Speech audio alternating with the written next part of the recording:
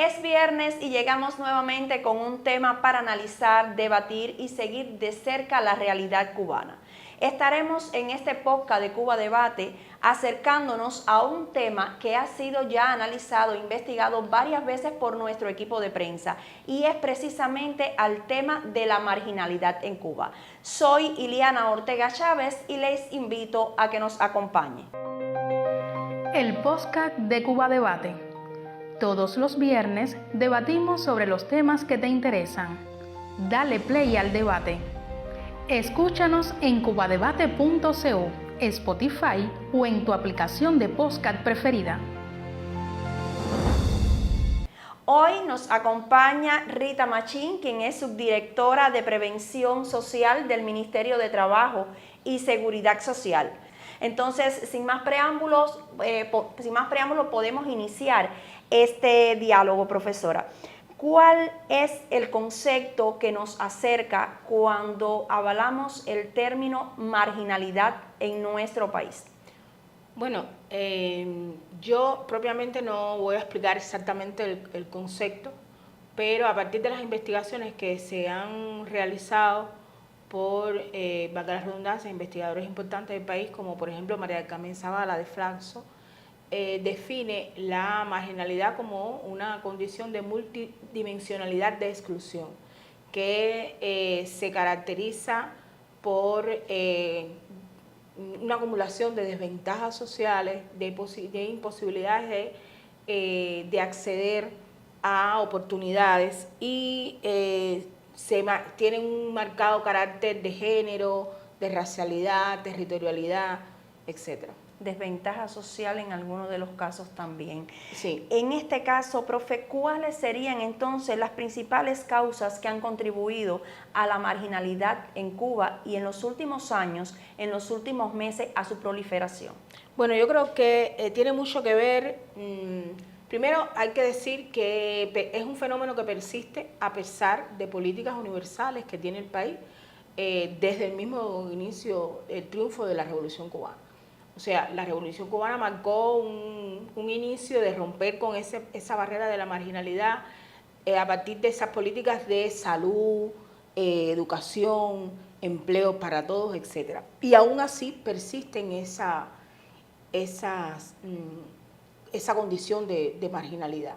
Y tiene mucho que ver, primero, con que quizás estas políticas universales no han sido diseñadas de alguna manera como para focalizar directamente a estos grupos vulnerables. Han sido políticas muy generalizadas y no se han orientado o enrumbado específicamente para un grupo determinado que pudiera estar o no que pudiera estar en una situación de vulnerabilidad.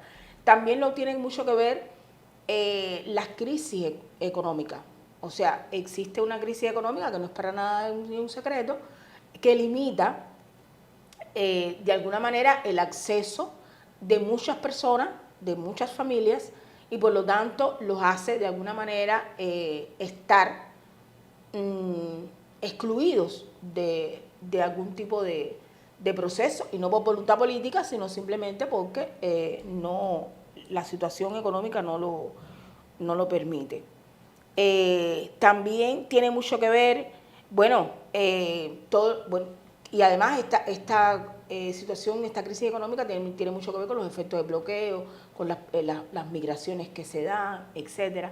Los vestigios que puedan haber de discriminación también en algún lugar, aun cuando no es una discriminación instaurada, política, pero sí existen, y por lo tanto también esos vestigios de discriminación, ya sea por sexo, por raza, también de alguna manera influyen en este proceso, en este fenómeno de la marginalidad. E incluso si lo viéramos desde el punto de vista social, creo que también la familia como eje fundamental de la sociedad tiene un rol fundamental en lo que es no solo la atención, sino también una de las vías que lleva a la marginalidad de muchas personas. Sí, yo recuerdo que a finales de la década del 90, cuando se empezó a inicios de los 2000, todo este proceso de la batalla de ideas, a partir de males sociales que empezaron a emerger por esa misma crisis del periodo especial. Una de las cosas que el comandante Fidel Castro hablaba era de cortar las barreras, las cadenas de la marginalidad, porque a veces es algo que se reproduce, es algo que se transmite a nivel familiar, y entonces tiene que haber algo que lo corte. Y entonces ahí es donde entran esas políticas sociales focalizadas, precisamente destinadas a este grupo poblacional para poder cortar esas cadenas.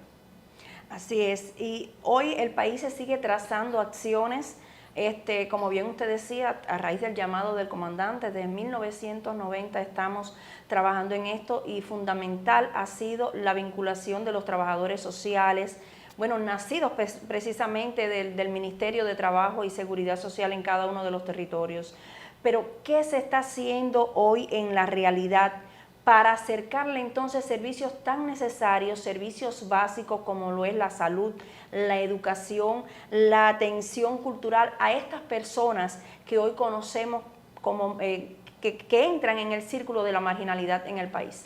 A ver, primero yo también quisiera aclarar que por lo general en los estudios que se han hecho, lo que yo he podido ver, lo que he podido revisar, también el tema de la marginalidad se ve desde las desigualdades sociales, o sea, es algo que se vincula mucho en el caso de Cuba con el tema de las desigualdades sociales, y para eso también hemos estado, desde el Ministerio de Trabajo y Seguridad Social, hemos estado trabajando.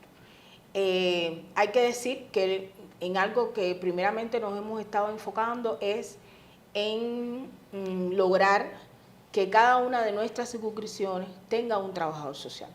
Hoy ese número de trabajadores sociales ha aumentado a casi 14.000, o sea, después que se extinguió el programa de trabajadores sociales, se ha vuelto a rescatar esas ideas fundacionales del trabajo social, y se está tratando de llegar a que cada circunscripción de este país tenga un trabajador social. No lo hemos logrado del todo todavía, pero vamos por ese camino. Y en función de eso también se ha trabajado en un grupo de políticas, no solo desde el ministerio, sino también desde otros ministerios. Hay una política definida desde el año 2021, que es una política para la atención a las personas, familias, grupos y comunidades en situación de vulnerabilidad.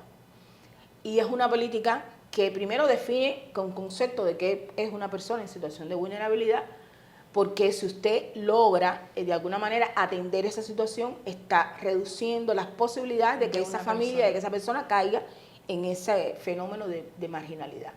Y además define un grupo de perfiles a los cuales hay que prestarle también una mayor atención. En esa misma política se define un grupo de servicios que deben estar implementándose en cada uno de los territorios en función también de las condiciones que tenga ese territorio, de las necesidades, de las demandas, de las problemáticas que tengan esos territorios. Por tanto, no es homogéneo para todo el país, sino si cada cual lo aplica en función y en correspondencia con lo que tenga identificado, también para acercar esos servicios de salud, de educación, para atender esa situación. Yo te pudiera poner un ejemplo, está también el macroprograma de Desarrollo Humano, Equidad y Justicia Social, donde hay un programa de prevención social y atención a las situaciones de vulnerabilidad, que también ha definido un grupo de procesos y de temas para atender esta problemática. Estos programas, profesora, disculpe, son llevados desde el Ministerio de Trabajo, desde los consejos de la administración en cada uno de los municipios, ¿o es el vínculo del trabajo de los dos? Es el vínculo de trabajo de los dos, porque desde el Ministerio de Trabajo se diseña la política, pero al final donde se implementa esa política es en los territorios que son conducidas por los gobiernos, o sea, los consejos de la administración. Y por ejemplo, yo te decía, como parte de ese programa de prevención salió revitalizar el programa de formación para los jóvenes que se desvinculaban del estudio y el trabajo. Si usted no estudia, si usted no trabaja, usted fácilmente puede caer en una condición de marginalidad, en una situación de vulnerabilidad, a partir de que usted ni se está preparando para un empleo, ni está como si está en la edad laboral recibiendo ingresos para eso. Y por lo tanto, existe ese programa de atención a los jóvenes. Ahora mismo se acaba de aprobar hace poco el decreto 121, creo que es el número, no recuerdo bien, pero es el decreto para el Sistema Nacional de Cuidado Integral para la Vida, que también define un grupo de servicios para la atención a las personas que necesitan cuidado, y no solamente para los que necesitan, sino para los cuidadores. O sea, hay un grupo de políticas que se han estado aprobando y que van más a la focalización, aun cuando son políticas que se benefician, son políticas también universales porque se beneficia en su conjunto toda la población, pero son políticas que tienen un corte más focalizador para poder atender directamente a un grupo etario, a un grupo poblacional que pudiera estar cayendo en esa situación. En los consejos de las administraciones de gobierno también existe un programa que es diariamente por territorios la recogida de las principales áreas y zonas en específico de la capital, donde a estas personas se les da un tratamiento, a estas personas, es decir, se les recoge, se les lleva a un centro, se les da habituallamiento, se les da alimentación y también un seguimiento, porque muchas veces la familia también los abandona, no los atiende. Se han visto muchos casos que le han quitado los hogares, los sacan de sus propias viviendas y entonces estas personas pasan a la marginalidad. Entonces, eso también es bueno enfocarlo, que el país, los gobiernos en cada una de las provincias enfocan el trabajo hacia esas realidades, también vinculándolo. Y como bien usted decía, el trabajo preventivo creo que es fundamental y los trabajadores sociales son un eje ejemplar en esto, pues van visualizando desde la comunidad, desde donde se forma el fenómeno, lo que, como bien usted decía, podría ser más adelante cualquier de estas situaciones: ancianos que viven solos, niños con desventaja o desatendidos por los padres, niños que incumplen los deberes escolares, porque hasta ese minucioso aspecto hay que llegar, las madres con 3 o más hijos, las familias numerosas donde viven, es decir, varias familias de diferentes edades, épocas en una misma vivienda, y todo eso va trayendo consigo, como bien usted decía, que sean fenómenos que puedan conllevar entonces a estas situaciones. Sí, de hecho, a ver, con el tema de la atención a las personas con conducta de ambulante, desde el 2014 hay una política aprobada en la que participan un grupo de organismos que de alguna manera tienen que ver. Ahí está el Ministerio de Trabajo, el Ministerio de Salud Pública, la Policía Nacional Revolucionaria, el Ministerio de Educación, etcétera, la Fiscalía General de la República también. Esa política ahora, en el año 2025, se actualizó, porque ya era una política que llevaba mucho tiempo y hay cosas que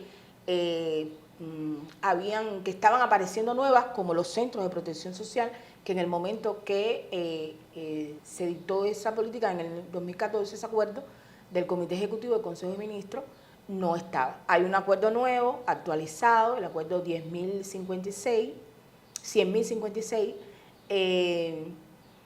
y que de alguna manera primero da cuáles son las pautas a seguir, el protocolo de actuación que se debe tener para cuando se encuentre en la vía pública una persona en esta situación, a dónde hay que llamar, qué es lo que hay que hacer. Ciertamente existen los centros de protección social, hay 9 centros en el país, y la política también incita a que cada provincia tenga su centro. Ahora, en el caso de La Habana, ha debutado en un centro que ya lo tenía desde el 2014, fue el primero que se creó, pero ahora le ha sumado a eso un centro de clasificación que lo hacen, permite identificar, clasificar y ya definir una respuesta, una atención, qué solución se le va a dar a esa persona antes de que llegue al centro de protección social. También hoy se está reestructurando todo lo que tiene que ver con el tema de la prevención a nivel de territorio, a nivel de Consejo Popular, porque ciertamente es fundamental que se haga esa acción de prevención, no solo desde los trabajadores sociales, sino de ese trabajo articulado que tiene que ver con todos los que de alguna manera tienen que ver con estos procesos. Por lo tanto, también se ha estado trabajando en la actualización de las comisiones.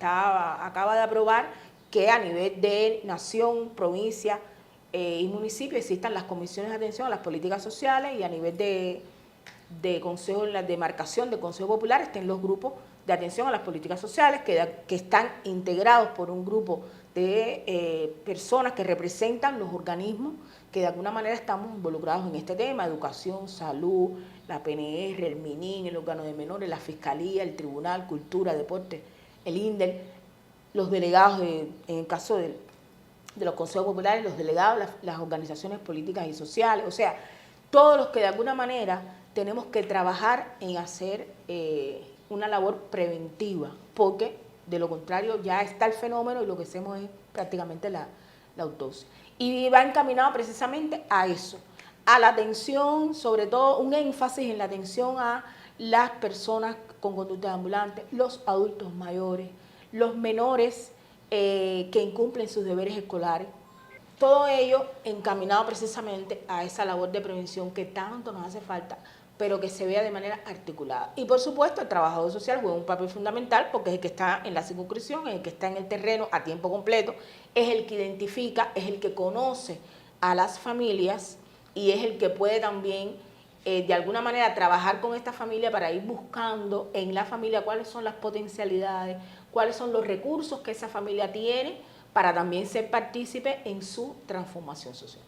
Han cumplido el efecto, es decir, el rol por el que fueron creados estos programas hoy. ¿Cómo se visualizan los resultados a nivel de ministerio cuando hablamos de estos proyectos, de estos nuevos grupos que se están llevando a cabo en cada uno de los municipios, doctor? Sí, yo creo que sí, en algunos más que otros, porque tampoco vamos a ser absolutos y no es la panacea de lo bueno, porque si todo fuera perfecto no estuviéramos haciendo este programa. Así es. Pero sí, yo creo que todo tiene que ver, como te decía, en la manera en que nos articulemos. Yo creo que en los lugares donde eso ha funcionado es precisamente porque todos los que allí tienen que ver, trabajan, están mirando hacia la misma dirección, están enfocados y trabajan de manera coordinada, de manera articulada. Si eso sucede, se resuelven los problemas, porque si tenemos conocimiento de la situación que hay en el territorio, si hay un diagnóstico, no hacemos nada con que se diseñen las políticas macro, aquí arriba, si entonces en el territorio, que es donde se implementan estas políticas, no se cumple, entonces hemos echado agua en canasta. Y entonces las políticas no tendrán ese impacto, no tendrán ese efecto.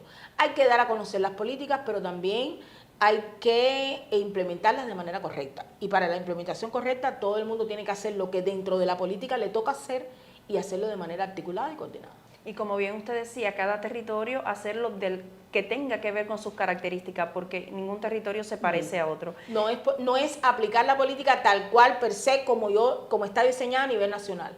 Es que de esta política, como yo la atempero a mi territorio en función y en correspondencia con las situaciones que yo pueda tener en el territorio. Un ejemplo puntual, la política de atención a la conducta de la persona con conducta ambulante. Hay lugares donde no hay.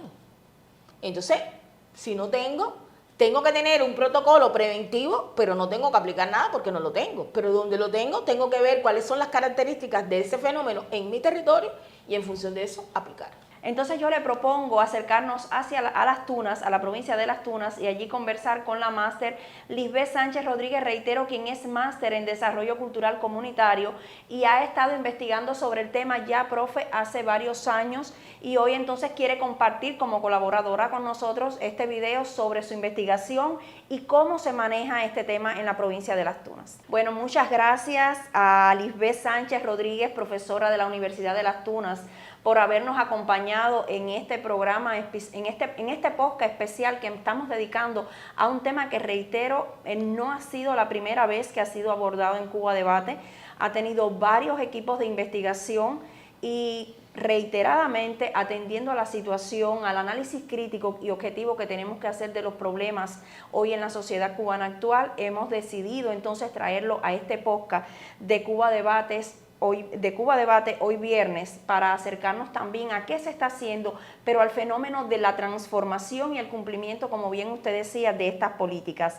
Ahorita decía de la vinculación de cada uno de los factores, de los sectores en la comunidad, y es bastante importante la lucha que tiene que tener no solo el gobierno, el partido, los factores de la comunidad, sino también la sociedad vinculada a resarcir esos errores que pudieron haberse cometido en un momento determinado y llegaron entonces a convertirse en personas que hoy lamentablemente están en situación de desventaja. Cuando preparamos este programa, el jefe del departamento de nosotros de desarrollo, el director del departamento, de la dirección, nos decía sobre algunas experiencias que han tenido incluso de padres que han sido afectados por sus hijos, sobrinos con sus hijos, hermanos con hermanas, personas que se han abusado de algunos que tienen algún trastorno, de alguna afectación psicológica, y una vez que quedan desamparados, que fallecen las personas, los tutores, entonces viene algún familiar y se aprovecha de ellos y ellos pasan entonces a deambular. Familiares que no quieren hacerse cargo, a pesar de que el Código de Familia lo exige, de estas personas que tienen trastornos, que tienen esas irregularidades en su conducta, porque también tenemos personas enfermas, esquizofrénicas, con síndromes, que deambulan por las calles y la familia no quiere hacerse responsable. Desde el ministerio, profe, desde el departamento específicamente de la prevención, ¿qué se hace para enfocarse en eso? La responsabilidad que tienen que tener esa familia, que tienen que tener esas personas que tienen que ganar en cuidado con quienes hoy están en esta situación. Eso está implícito en la política, o sea, está explícito ahí en la política aprobada de la responsabilidad. Cuando usted en un territorio identifica una persona con conducta de ambulante, lo primero que tiene que hacer es clasificar, saber quién es esta persona. Hay que hacer una caracterización de esta persona, quién es, dónde vive, quiénes son sus familiares, por qué. Eso corre a cargo, debe haber en el territorio creado un equipo multidisciplinario que lo integra, ese equipo, un trabajador social, un representante de la Defensoría, Salud Pública, la PNR, la Fiscalía General de la República. ¿Por qué? Porque precisamente a partir de esa caracterización es la manera que tenemos de poder definir, cuál es la situación que tiene esa persona y cuál es la responsabilidad que tiene la familia sobre esa persona. Por eso hay un representante de la Defensoría también. Y está explícito que si esta persona es propietario de vivienda o esta persona es un adulto mayor que fue expulsado de su casa por sus hijos, hay un apercibimiento por parte de la Fiscalía de la familia y una obligatoriedad de la familia a cumplir su responsabilidad que tiene. Por lo tanto, yo digo que, por eso decía, si cada cual dentro de la política hace lo que le toca, porque a la vez que usted tenga esa caracterización social de la familia, usted puede definir, él tiene familia, él vive solo, hay que revisar entonces cuáles son los mecanismos, si tiene edad para ingresar a un hogar de ancianos, si tienen algún problema psiquiátrico descompensado, entonces iría a un hospital psiquiátrico. Si no tiene edad para ingresar a un hogar de ancianos, hay que definir en el territorio cuáles son las variantes a las que él pudiera estar accediendo en función de lo que tenga el territorio definido. Pero si es una persona que tiene familia, tiene que regresar a su entorno familiar, ¿ya? Porque tiene donde estar, es un padre que un hijo lo abandonó, o es un hijo que el padre lo abandonó, o es un abuelo que vivía con los nietos y lo abandonaron. O sea, el análisis es muy puntual, es muy casuístico, pero si hay una responsabilidad de familia, la familia tiene que asumir esa responsabilidad. Y están todos los mecanismos establecidos para que mediante la ley, los procesos que están establecidos a través de la Fiscalía, esta familia cumple con su obligación. Hoy en las redes sociales vemos muchas personas que se dedican a ayudar a personas con alguna desventaja social, económica, de salud. Pero lo que sí no debe dejar de decirse en un espacio como este es la atención y los programas que lleva a cabo el Ministerio de Trabajo con cada una de estas personas que también las atienden y con muchas más que no circulan precisamente por las redes sociales porque es parte y objetivo de nuestra revolución acercarse a cada una de las personas con discapacidad desde que triunfó la revolución, pero que ha mantenido siendo este un programa, como bien dijera nuestro comandante, nuestros médicos del alma, acercándose un poco más a esto. ¿Qué me dice entonces de ideas concretas que debíamos tener en cuenta, llevar a cabo? ¿Cómo involucrar a nuestra juventud? Porque nuestra población envejece aceleradamente. ¿Cómo involucrar a nuestra juventud en el cuidado y en la continuidad de estos principios básicos que hemos tenido en nuestra revolución? Bueno, mira, el sistema de protección social cubano es universal. No es solo, o sea, toda aquella persona que necesite de alguna atención desde una prestación monetaria temporal hasta un asistente social a domicilio, etcétera, lo tiene, lo puede tener siempre y cuando se haga la evaluación corresponda. Hay políticas nuevas que se han estado aprobando. Hace poco se aprobó también en este año una política para la atención para las familias de hijos con discapacidad severa, donde estas familias que tienen hijos con discapacidad severa pueden acceder al cuidado de sus hijos y se le contempla una prestación, un salario para que se dediquen al cuidado, reconociendo los cuidados como trabajo, algo que hasta hace poco no se reconocía de esa manera, y a partir de que se implementa el Sistema Nacional de Cuidado Integral para la Vida, eso es uno de los temas que se llevan a vías de hecho, ¿no? El reconocimiento del cuidado como un trabajo. Yo creo que es muy importante involucrar a la comunidad. La participación comunitaria es fundamental. Y es importante que se conozca lo que está pensado, lo que está escrito, lo que está definido para la atención según las problemáticas que tenga la gente, los adultos mayores, las personas en situación de discapacidad, etcétera. Porque esto mismo que usted ve en las redes de personas que van a una casa y le entregan y le dicen, bueno, te conseguí el televisor, te conseguí un refrigerador, te conseguí comida, te traigo sábanas, toallas, no sé qué, es algo que se hace a diario en el país, porque el país tiene destinado para la atención, para la asistencia social en Cuba, más de 6.000 millones de pesos. Y es algo que se hace. Lo que pasa que yo digo que cuando usted la ayuda, la convierte en algo público, ya usted lo que está haciendo es caridad, usted lo que está es traficando, buscando publicidad.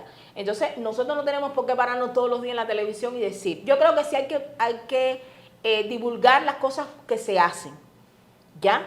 Yo creo que hay que divulgar las políticas que están previstas para la ayuda, para la atención, para la transformación social. Pero no tengo por qué divulgar que yo le di a fulano, yo le di a mengano, yo le di a sutano. Yo creo que eso es lo más importante.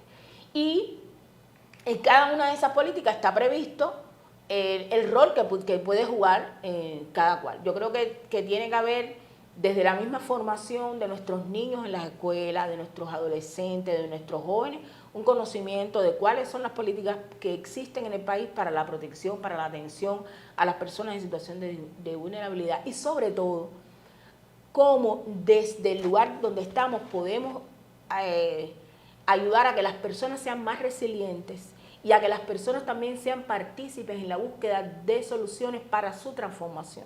No es solamente que yo te voy a dar, yo te doy y tú qué das. Algo que aprendimos con una profesora de trabajo social de Camagüey es precisamente eso. Yo te doy y tú qué das. Porque el trabajo social es eso, ayudar a las personas a que se ayuden a sí mismas. Y por lo tanto no es solamente que yo te voy a dar, sino que yo voy a buscar en ti cuáles son tus potencialidades, cuáles son los recursos que tú tienes para ser más resiliente y para ayudar tú mismo a tu transformación y a la búsqueda de la solución de tus problemas. Y entonces yo creo que la cosa va por ahí. Involucrar a los jóvenes, reitero, es hoy de las cosas más importantes. Es de las cosas más importantes. Yo creo que nuestra juventud, una juventud comprometida, una juventud que siempre ha estado al lado de la revolución y creo que lo va a seguir estando y que siempre ha estado en las primeras filas de batalla, como digo yo. Es importante que los jóvenes se involucren. Y continúen. Exactamente, y también continúen y también que los atendamos. Nosotros tenemos un convenio con la FEU firmado para la atención a aquellos estudiantes que están hoy que en las filas de o sea que son universitarios y que tienen situación de vulnerabilidad, porque también son objetos de ayuda y tenemos un convenio con ellos. Pero también ellos han estado participando con nosotros en todo lo que tiene que ver primero con las BUCS, cuando las Brigadas Universitarias de Trabajo Social, ahora le cambiaron el nombre, son brigadas, creo que si mal no recuerdo son guerrillas 13 de marzo, algo así, pero también son jóvenes que han estado involucrados con nosotros en el proceso de transformación de las comunidades, en estos barrios que hemos estado trabajando, que están en situación de vulnerabilidad y que hay un proceso de transformación de los barrios. También los jóvenes han estado participando y cada vez que lo hemos llamado han estado presentes, han estado participando.